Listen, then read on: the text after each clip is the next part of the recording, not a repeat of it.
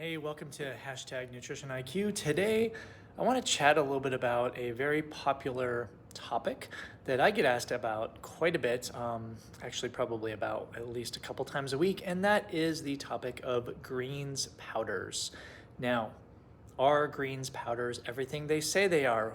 Well, maybe, right? I think that's the best way to describe these. But first, let me emphasize this, that greens powders first are, I mean, there's so many companies that provide them. There's so many different ingredients. I mean, sometimes there's over 50, 60, 70 ingredients in this little powder, so they're really trying to mash a whole bunch of nutrients in there and it can be vitamins, minerals, it could be mushrooms, it could be probiotics, a whole bunch of different things in there.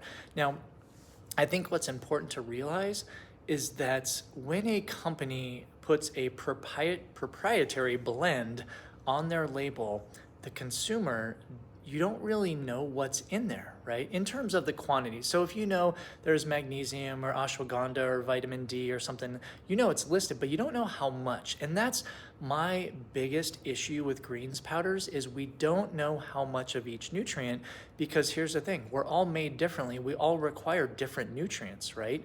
So we need to know how much of these compounds are actually in the foods or supplements that we're taking. So if you do find a greens powder that actually lists each nutrient in addition to the quantities, but also the categories that they're in, that could be a pretty decent greens powder, right? But now if they have proprietary blends, I mean, honestly, I wouldn't touch it with a 10-foot pole, right? It's not worth it if you don't know exactly how much you're taking. So if you're gonna do greens powders, one, look for ones that do not have proprietary blends. Two, look for a reputable company, because there's a lot of contamination that can go into this. So there are some good reputable companies out there that make greens powders. Three, obviously we wanna look for the greens powder that has the ingredients that your body needs, right?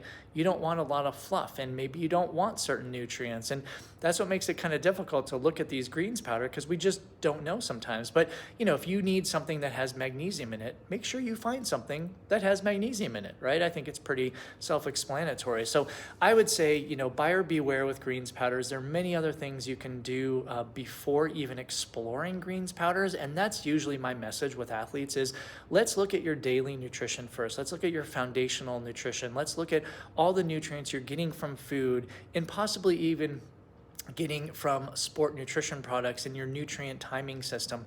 Then let's move up to the greens powders, because in my mind, those are supplements. And when we look at supplements, we really want to consider that that's the last piece of the puzzle, right? We want to make sure everything foundationally is right first with your daily nutrition plan. So thanks for listening to hashtag Nutrition IQ.